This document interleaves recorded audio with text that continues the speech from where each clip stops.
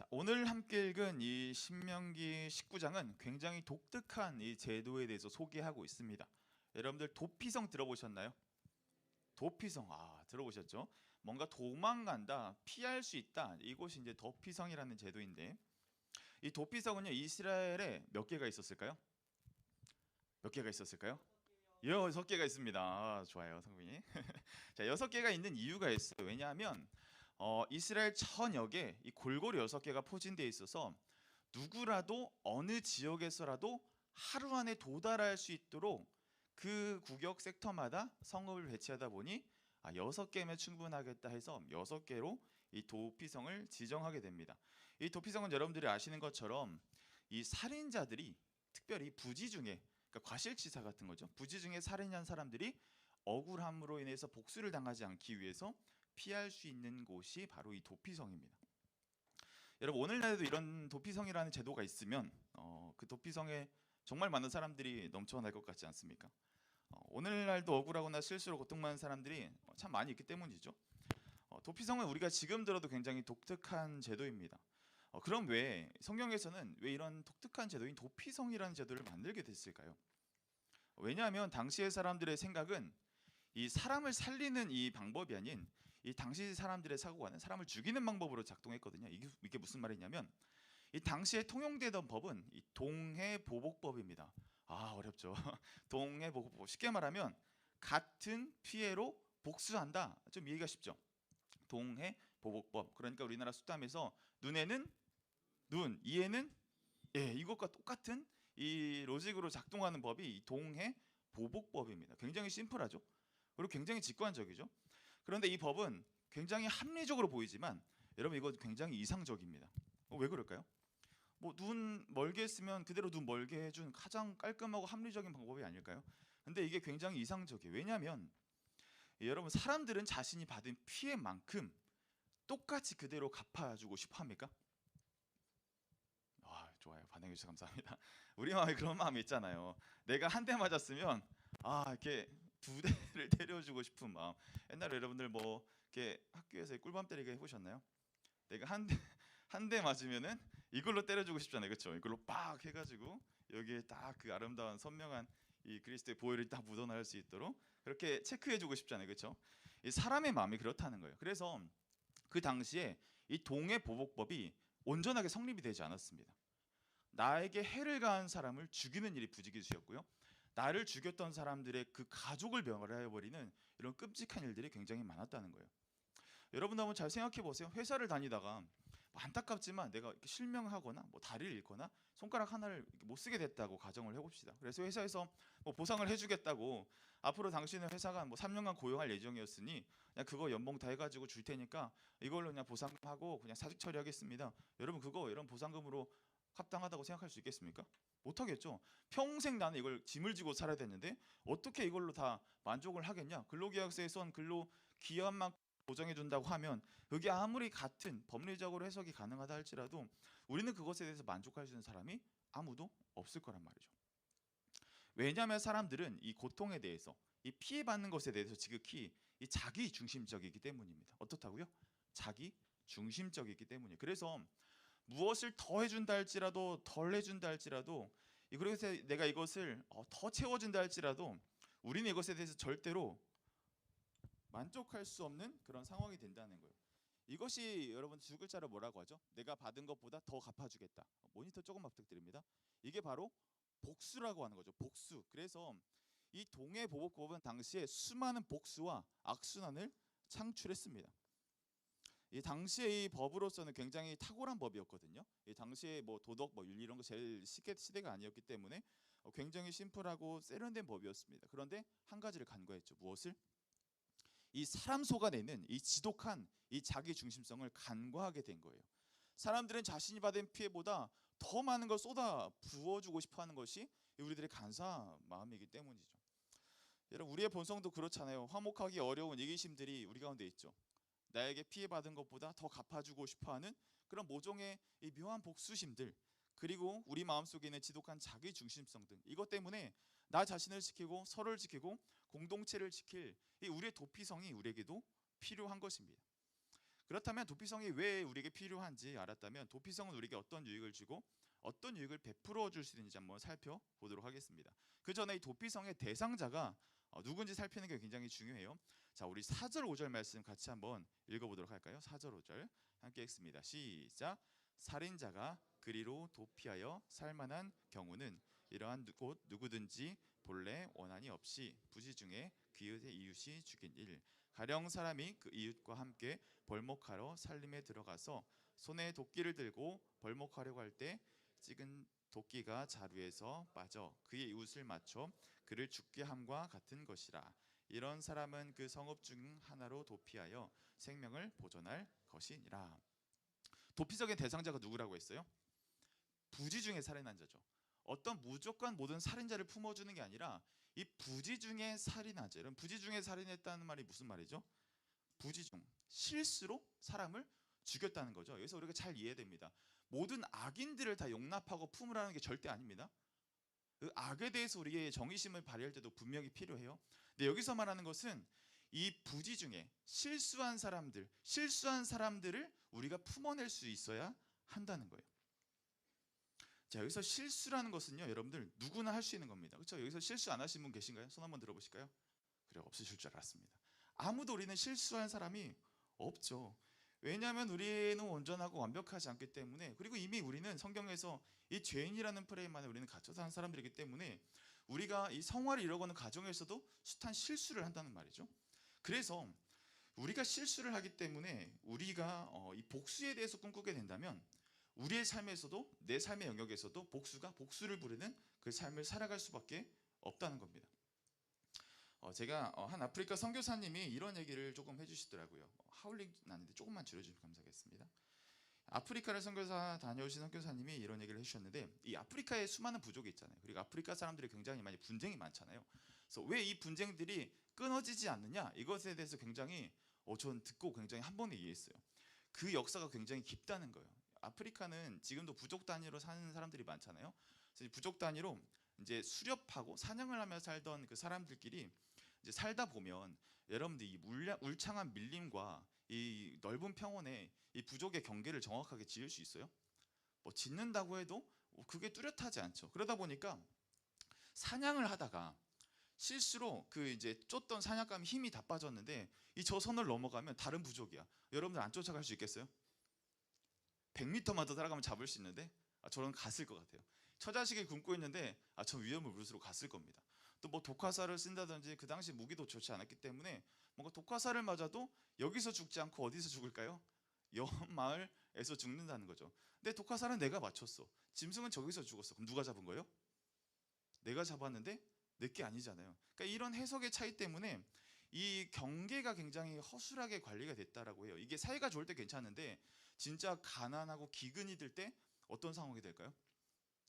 완전히 사람들이 이렇게 날카로웠겠죠. 그래서 한 번의 실수에 대해서 다른 부족이 용납해주지 않으면 이 사람들이 원한을 쌓게 되고 또 전쟁이 일어나게 되고, 그러다 보면 서로 실수가, 용납되지 않은 실수가 죽음이 죽음을 불러일으키게 되는 그런 일들에 처해졌다는 거예요. 굉장히 작은 것 하나, 이 사냥감 하나를 쫓는 문제 때문에 이 부족이 싸우고 화폐하게 되는 그런 일들이 일어나게 된다는 거죠. 그래서 우리 저기 르완다에서도 후치족과 투치족이 뭐 지금까지도 그런 어려움을 겪고 있잖아요. 서로 학살을 하게 되고 이런 역사들이 일어나게 된 것이 바로 한 번의 실수를 용납하지 않아서 일어나게 된 일이라, 이런 얘기를 하시더라고요. 사랑하는 여러분, 실수를 어느 한쪽이 먼저 감싸주지 않으면 이 우리의 복수는 끊임이 없게 될 것입니다. 그렇기 때문에 우리는 서로의 실수를 용납할 수 있어야 해요.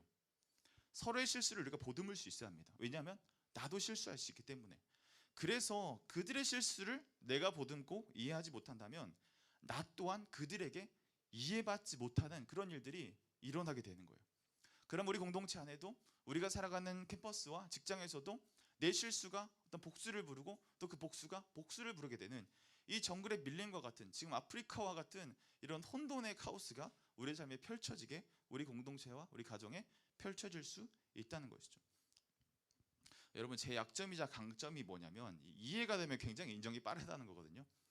그러니까 근데 문제가 뭐냐면 이해가 되지 않으면 그 상황이 잘 넘어가지 않아요. 그래서 어떤 사람의 맥락이나 이해가 짚어지면 진짜 아무리 큰 일이라도 그게 빨리 인정이 되고 다음으로 가거든요, 저는. 근데 그런 게 이해가 되지 않는 상황들이 있지 않겠습니까? 근데 그 일들이 아무리 작더라도 이해가 안 되면 이게 저에게 용납이 안 되는 거예요. 굉장히 저의 의로움인 거죠. 그래서 제가 예수님을 정말 진하게 만나기 전에 저를 알던 사람들은 저를 굉장히 고집이 강하고 이 굉장히 냉철한 사람이고 굉장히 칼 같은 사람이었다, 뭐 이런 얘기를 해주시더라고요. 근데 제가 이런 이해하고 용납하는 과정들을 겪으면서 제가 배운 한 가지가 있는데 그게 무엇이냐면, 여러분, 이해가 되지 않아도 먼저 용납해야 된다는 걸 제가 배웠습니다. 이게 무슨 말이냐면, 이해되기 전에 그냥 용납해버리기로 결정하면 그때 더 이해되는 게 열리더라고요. 경험 있으십니까? 저에겐 정말 이게 진짜 획기적인 변화의 모멘텀이었거든요. 저는 그때 깨달았어요. 용납을 먼저 한다는 것은 이 이해 영역을 훨씬 뛰어넘는 거구나. 오히려 내가 용납했을 때 그 이해가 더 확장되는 것이 열리는구나. 그러니까 이해돼야 용납하는 게 아니라 용납을 해야 그때야 비로소 이해되는 것들이 있구나. 저는 그거를 깨달았습니다. 여러분, 우리가 제가 그걸 어떻게 알게 됐냐면, 제가 복음을 알게 된 시점부터 제 삶의 다양한 영역이 막 확장이 일어나더라고요. 그래서 이 다양한 부분에서 제 삶에 복음이 들어오고 그것으로 해석되고 그것이 막 적용되면서 어느 날 깨달아지는 거죠. 그런 저를 보게 된 거죠. 내가 주님 앞에서는 도저히 내가 이해받을 대상이 아니라는 것을 깨달았습니다.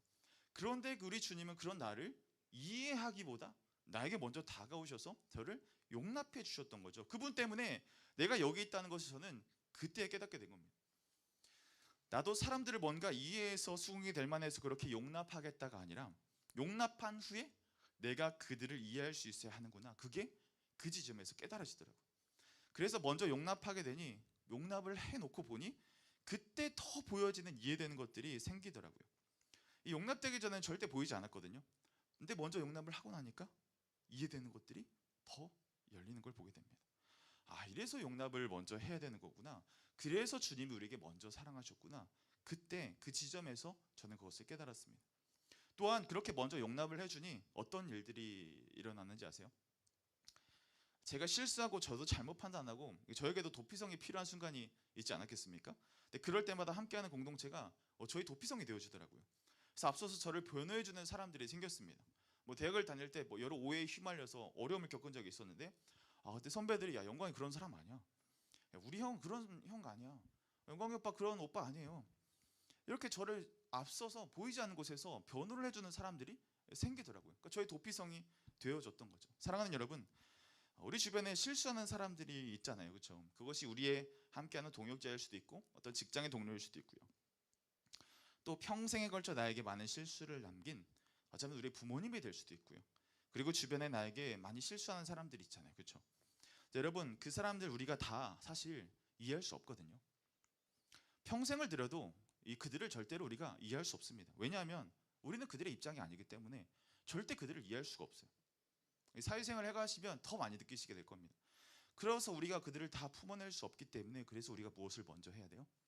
그들을 다 이해하기 전에 그들을 먼저 용납해 주시기 바랍니다. 여러분, 이게 너무나 어려운 거예요. 어떻게 먼저 용납을 해야 되냐? 이거 정말 죽기보다 싫을 때가 있거든요. 맞습니다. 이게 이렇게 사는 게 일반적인 방법이 아니잖아요. 나에게 피해를 가고 나에게 해코지를 하는 사람에게 어떻게 내가 그 사람들을 먼저 용납할 수 있겠냐? 이거 진짜 말이 안 되는 겁니다. 이거 정말 죽는 게 오히려 더 쉬울 수도 있어요. 그런데 내가 이해받을 수 없는 나를 먼저 용납하신 그 주님의 사랑을 내가 알 때, 내가 알고 그 사랑 따라간다면 우리의 삶에 용납이 먼저 있어서 우리의 삶의 구원으로 갔던 것처럼 나도 그들을 먼저 용납하고 용납하는 과정 안에서 하나님이 그 사람을 더 이해하게 하시는 것들을 우리가 발견하게 될 줄 믿습니다. 그럴 때 우리의 생각이 바뀌는 거예요. 눈에는 눈, 이에는 이 말고 왼뺨을 맞거든 오른뺨도 돌려댈 수 있는 그 마음의 용기들이 우리 마음속에 내가 생각하지 못했던 그 힘들이 솟아나게 되는 것들, 바로 우리가 먼저 용납할 때 이루어질 수 있는 것입니다. 그럴 때 우리가 성령께서 결단하게 하시죠. 그 신앙의 결단을 진일보하게 하시죠. 그게 죄인인 나를 건져주신 주님의 사랑 가운데 거하는 사람의 진정한 모습인 것이죠. 그런 사람만이 진정한 그리스도인의 라이프 스타일을 살아갈 수 있는 것입니다. 그래서 오늘 말씀의 적용인데, 그렇다면 우리가 그들의 실수를 용납하고 이해하는 사람이 되려면 우리가 어떠한 삶을 살아가야 할까요? 우리는 이 표지판이 되어 살아갈 수 있습니다. 뭐라고요? 표지판이 되어 살아갈 수 있습니다. 여러분, 표지판이 뭐죠? 방향을 가리키는 거잖아요. 운전할 때 뭐 제한 속도를 알려주고 우리에게 정보를 제공해주고 위협으로부터, 어려움으로부터 건져주는 게 표지판이잖아요. 우리 2절 3절 다 같이 한번 읽어보도록 할까요? 2절 3절. 내 하나님, 시작. 내 하나님 여호와께서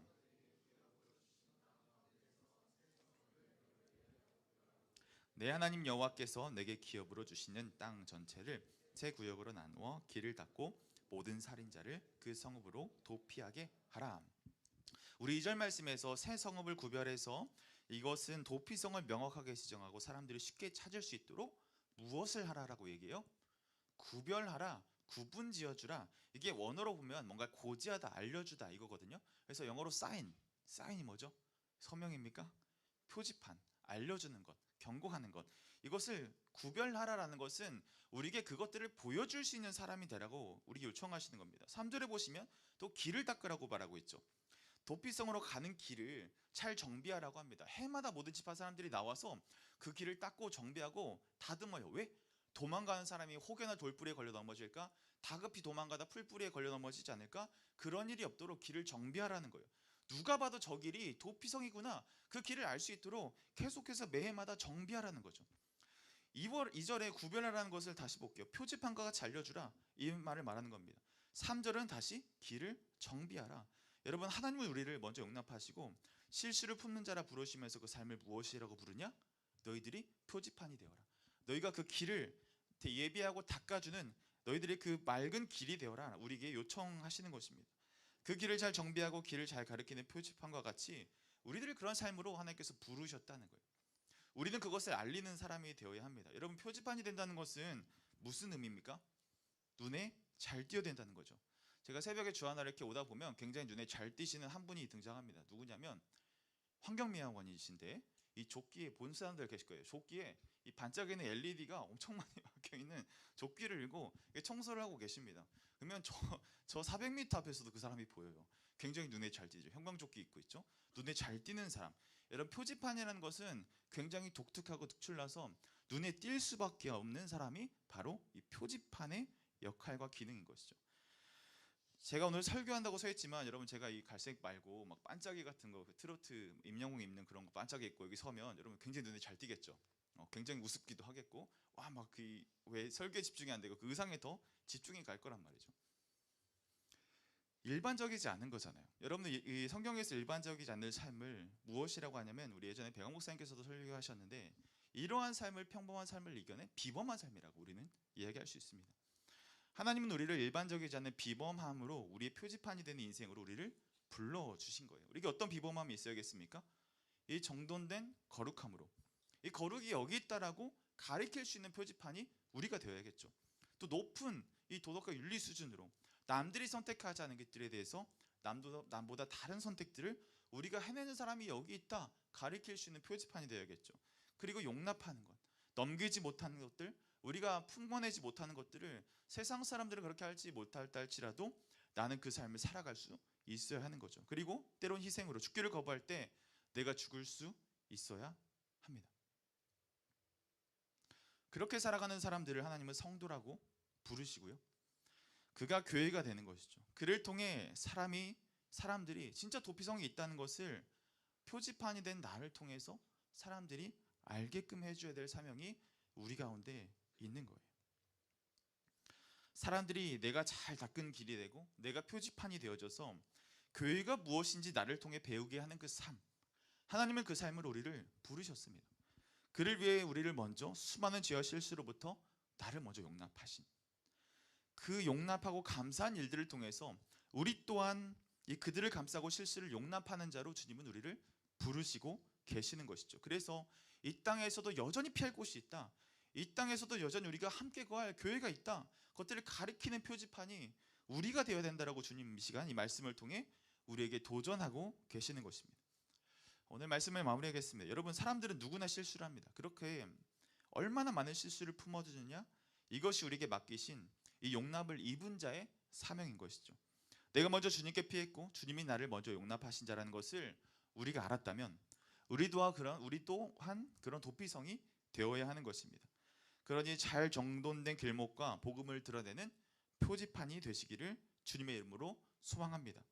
그럴 때 내가 도피성이 되고 또한 나도 도피성에 숨을 수 있는 그런 건강한 이 텀을 맞이하는 우리 아베스 모든 공동체 되기를 주님의 이름으로 소망합니다.